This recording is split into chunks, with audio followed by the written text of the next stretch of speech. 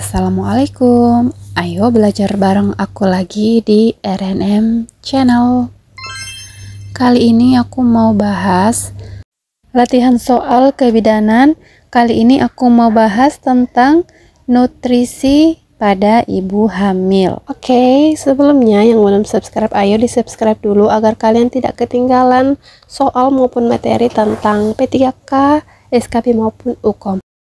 Langsung ke soalnya aja. Nomor 1, mengapa asam folat penting untuk dikonsumsi oleh ibu hamil, terutama pada trimester pertama? A. Mencegah risiko hipertensi. B. Membantu penyerapan zat besi. C. Mencegah cacat tabung syaraf pada janin.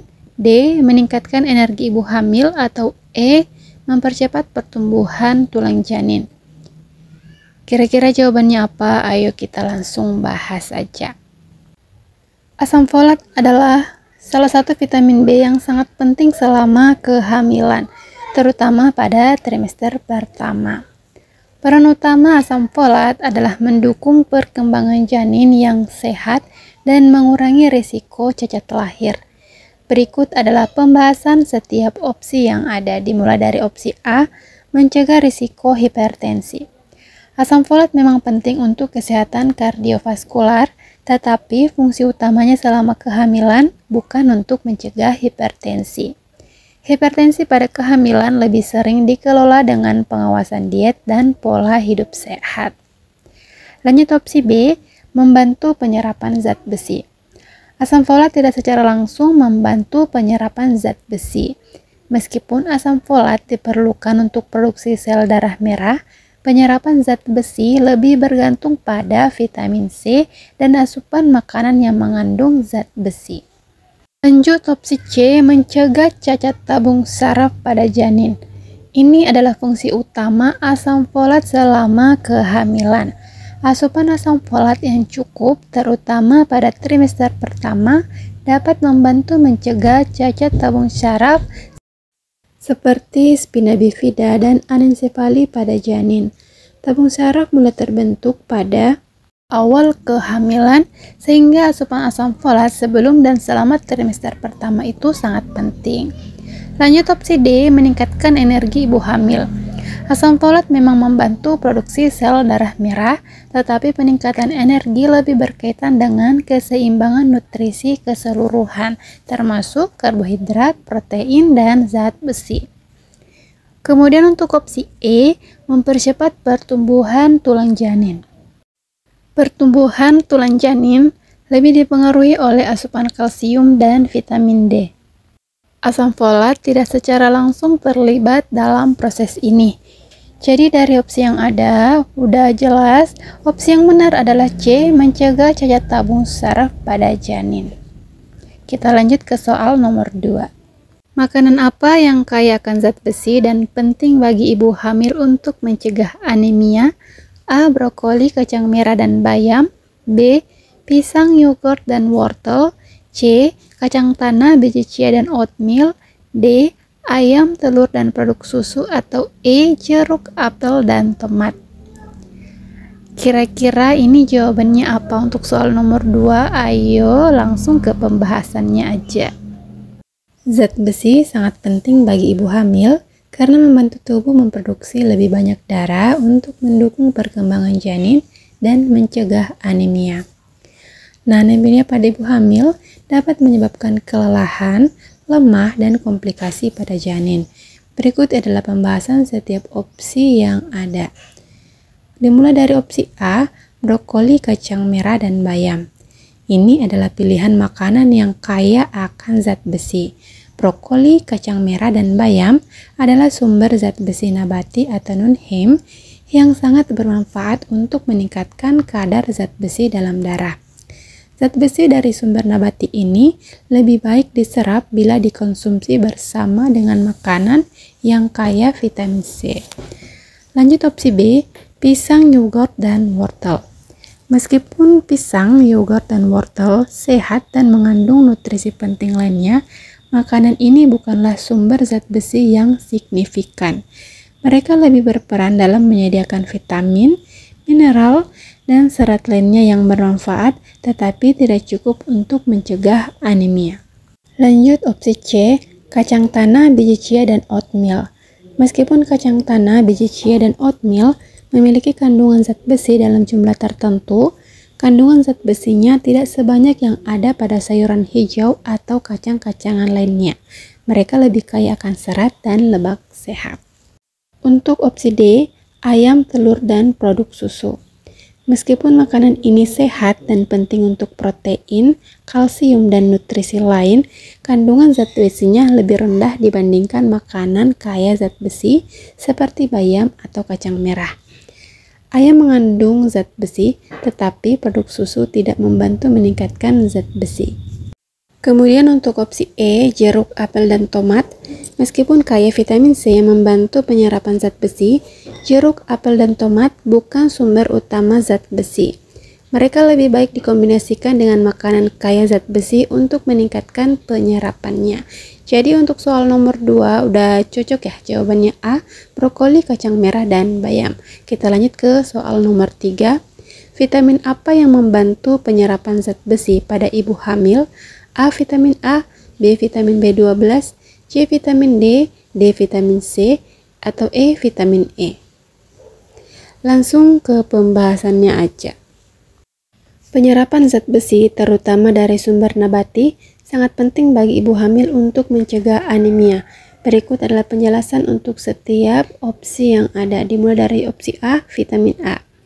Vitamin A penting untuk perkembangan janin, terutama dalam pembentukan organ, sistem kekebalan tubuh, dan penglihatan. Namun, vitamin ini tidak memiliki peran signifikan dalam penyerapan zat besi. Lanjut opsi B, vitamin B12.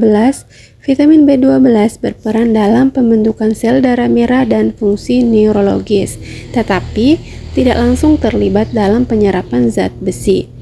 Kekurangan vitamin B12 dapat menyebabkan anemia megaloblastik, tetapi tidak berkaitan dengan penyerapan zat besi. Lanjut opsi C, vitamin D. Vitamin D penting untuk kesehatan tulang dan penyerapan kalsium, tetapi tidak membantu penyerapan zat besi. Fungsinya lebih terkait dengan metabolisme kalsium dan fosfor. Kemudian untuk opsi D, vitamin C. Vitamin C adalah vitamin yang membantu penyerapan zat besi, terutama zat besi non-hem yang berasal dari sumber nabati seperti sayuran hijau. Vitamin C mengubah zat besi non-hem menjadi bentuk yang lebih mudah diserap oleh tubuh, sehingga penting bagi ibu hamil untuk mengonsumsi makanan kaya zat besi bersama dengan sumber vitamin C. Lanjut opsi E, vitamin E. Vitamin E berfungsi sebagai antioksidan dan membantu melindungi sel-sel tubuh, tetapi tidak berperan dalam penyerapan zat besi. Jadi untuk soal nomor 3 udah jelas jawabannya D, vitamin C. Soal nomor 4, apa manfaat utama kalsium bagi ibu hamil dan janinnya? A. Menjaga tekanan darah normal. B. Membantu produksi energi. C. Membentuk tulang dan gigi janin serta menjaga kesehatan tulang ibu. D. Memperbaiki jaringan otot, atau E. Mengurangi risiko mual selama kehamilan. Langsung ke pembahasannya aja. Kalsium adalah mineral penting bagi ibu hamil dan janin. Berikut adalah penjelasan dari setiap opsi yang ada. Dimulai dari opsi A, menjaga tekanan darah normal. Kalsium memang dapat membantu mengatur tekanan darah, namun ini bukan manfaat utamanya bagi ibu hamil. Regulasi tekanan darah lebih dipengaruhi oleh keseimbangan elektrolit lain seperti natrium dan kalium. Lanjut opsi B, membantu produksi energi. Produksi energi terutama dibantu oleh vitamin B dan mineral lain seperti magnesium, bukan kalsium. Fungsi utama kalsium tidak terkait dengan metabolisme energi. Untuk opsi C, membentuk tulang dan gigi janin serta menjaga kesehatan tulang ibu. Ini adalah fungsi utama kalsium selama kehamilan. Kalsium diperlukan untuk perkembangan tulang dan gigi janin.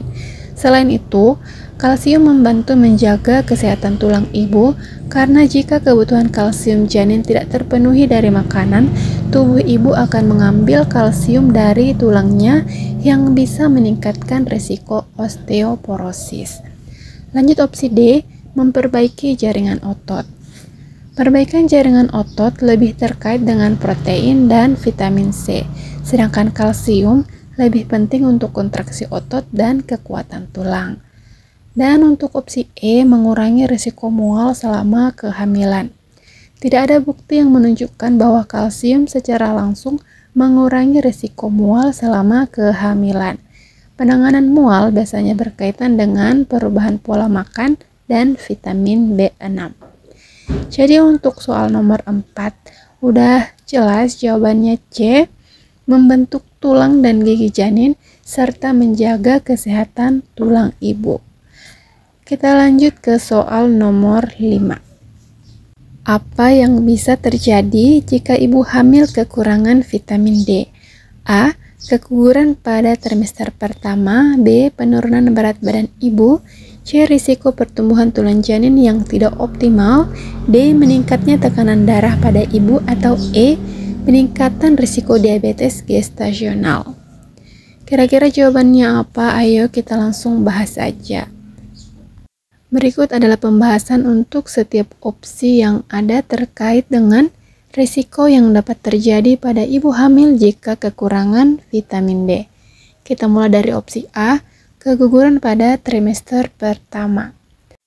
Kekurangan vitamin D selama kehamilan memang dikaitkan dengan berbagai risiko. Namun hubungannya dengan keguguran pada trimester pertama belum terbukti kuat.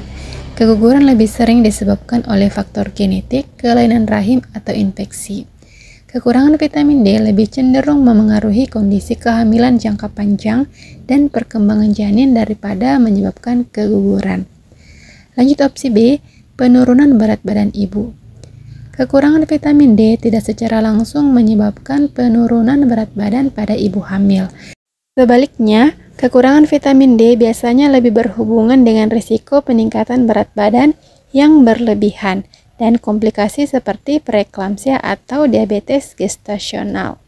Untuk opsi C, risiko pertumbuhan tulang janin yang tidak optimal. Vitamin D berperan penting dalam metabolisme kalsium dan fosfor yang sangat dibutuhkan untuk perkembangan tulang janin.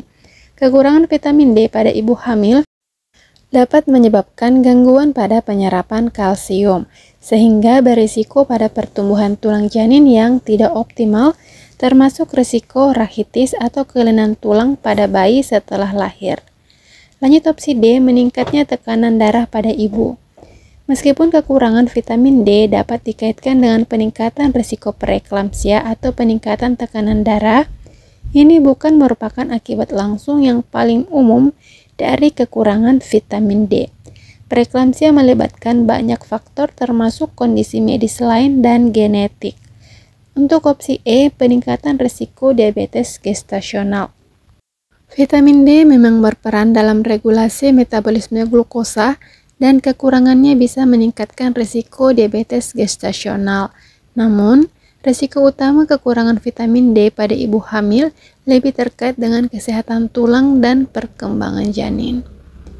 Jadi untuk soal nomor 5 udah jelas jawabannya C, risiko pertumbuhan tulang janin yang tidak optimal.